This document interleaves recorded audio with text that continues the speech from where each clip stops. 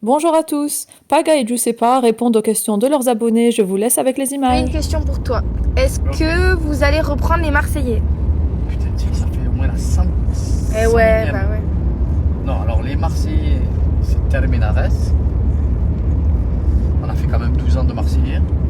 On a fini Ok. en beauté, donc ça c'est. Mais parfait. si jamais la chaîne reprend les Marseillais, est-ce que tu vas le faire? Bah, si c'est la même équipe qu'on part tous ensemble en famille, bien sûr. Si on part la petite, toi, tout le monde et tout. Ah, mais ça sinon, serait plus les Marseillais s'il y a les enfants. Et pourquoi se pas le Marseillais? Bah les Marseillais c'est faire la fête. On fera la fête et on prendra des nannies qui garderont les petites, on rentrera complètement torchés. Alors les bébés, ça va les bébés? Ouais. Votre plus beau souvenir en amoureux? Tu réponds et après je réponds. Bah alors, je sais pas si on peut appeler ça un souvenir en amoureux que tous les deux, Ouais. quand on s'est retrouvés que tous les deux. Ouais. Quand on était dans la bulle, déjà c'était un bon moment. Quelle La bulle des bulle. bois. J'ai trouvé que c'était vraiment, il y avait de l'amour. Ah, c'était bulle. Il y a pas longtemps là? Il n'y a pas longtemps. Ah ouais, c'est vrai. C'était un beau moment en amoureux. C'était vrai, ouais. Et après, un deuxième beau moment en amoureux que j'ai kiffé. Ouais. C'est presque notre première fois quand on était cachés, qu'il n'y avait pas les caméras. Et qu'en fait, on s'est retrouvés pour la première fois ensemble. Voilà, je vais pas raconter la suite. Et ce moment-là, il était fort parce que à partir de ce moment-là, on savait ce qui allait nous attendre pour l'avenir. On savait déjà qu'on allait se marier, avoir des enfants. Ce coup de foot qu'on a eu, qu'on se retrouvait cachés toutes les nuits pendant une semaine, que personne n'était au courant dans la maison, des Marseillais contre le reste du monde. Et Tu me disais bébé. Du coup, Ah, tu voilà. trouvais que ce moment était il incroyable. était incroyable parce qu'on s'est cachés, personne n'était au courant, on faisait ça en fouine et ce moment était incroyable. Ah, on se tournait autour, c'est vrai. Et après, il y en a un autre que j'ai bien aimé. C'était à Venise.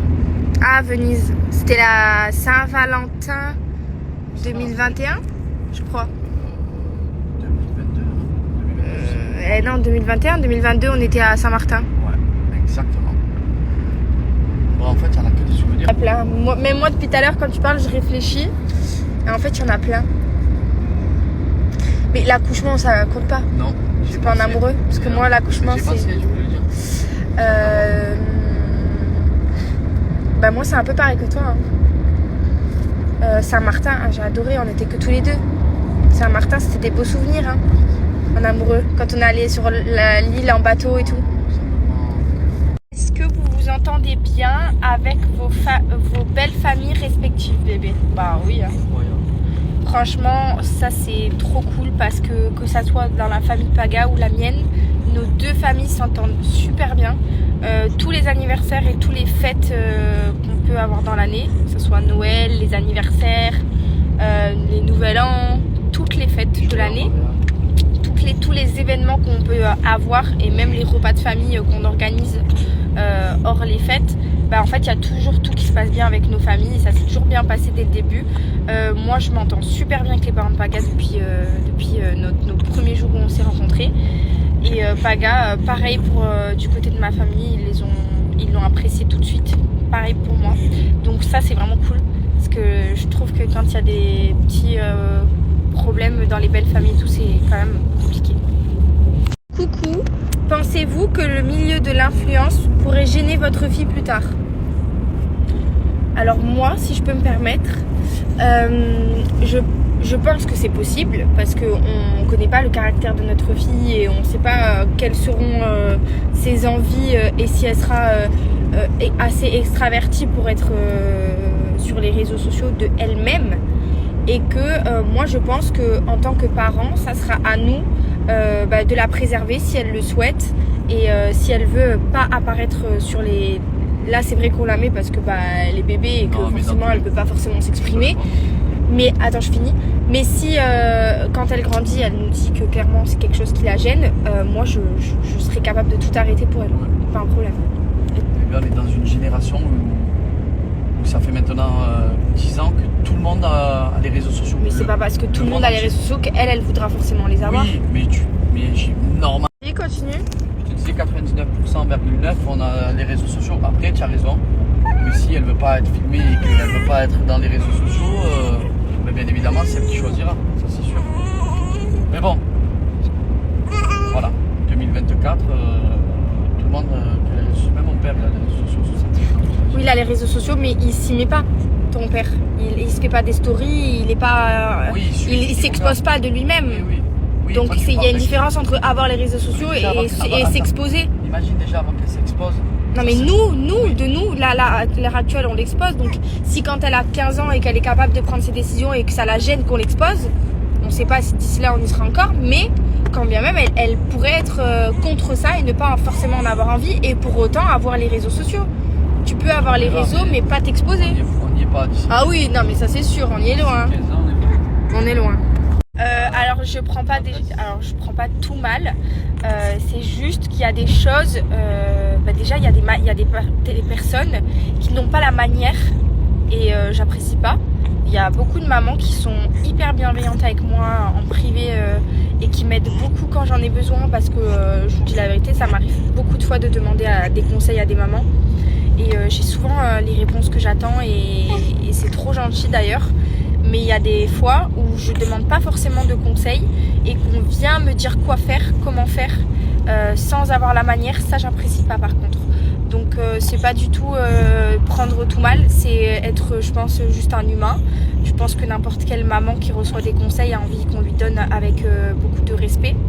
Parce qu'entre mères, je pense qu'on doit se soutenir, tout comme entre femmes, et pas se mettre des bâtons dans les roues, se rabaisser. Et il y en a qui me rabaissent plus que me donnant des conseils gentiment.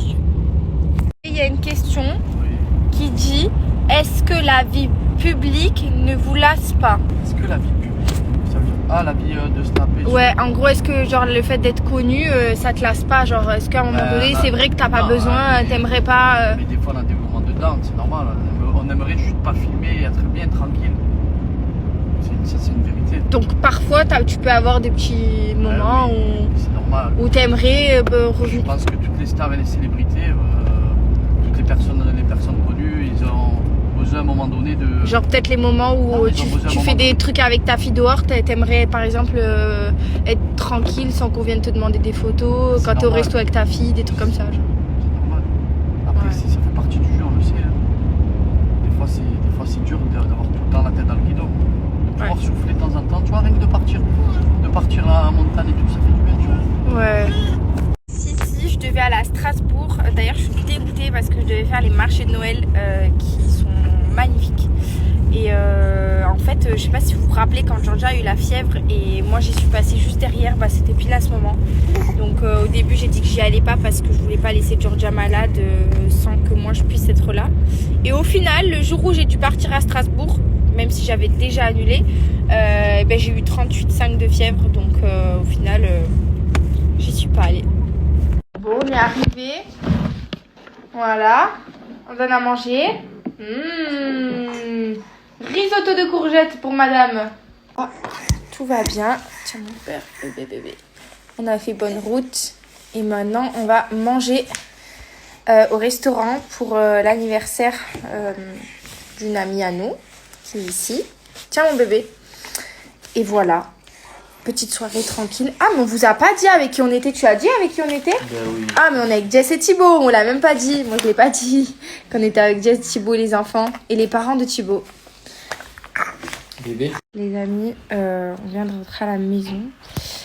Et il faut trop que je vous raconte le truc que Georgia nous a fait ce soir. Alors moi, je suis partie au resto. Je vous dis la vérité, j'étais en panique. Franchement, j'étais pas bien du tout. J'étais pas du tout sereine. Parce qu'on ne sort jamais Georgia le soir. Parce que vu qu'elle fait des nuits compliquées, on se dit que c'est pas forcément bien pour elle et qu'il vaut mieux qu'elle reste dans son environnement. Et finalement, moi qui étais en panique, mais vraiment panique, Georgia a été plus qu'incroyable puisqu'elle a dormi du début jusqu'à maintenant dans sa poussette. J'ai pu la mettre dans mon porte-bébé pour rentrer. Je l'ai enlevée du porte-bébé, je l'ai remise 4 fois d'affilée sans qu'elle se réveille. Elle s'est jamais réveillée. Je l'ai trimballée de partout. Elle s'est pas réveillée. Et là, je l'ai posée dans le lit parapluie. Et elle dort encore. 20h minuit. Ouais, depuis 8h. Depuis 8h du soir. Et là, elle dort encore dans le lit parapluie. Sans bouger. Je l'ai posée nickel.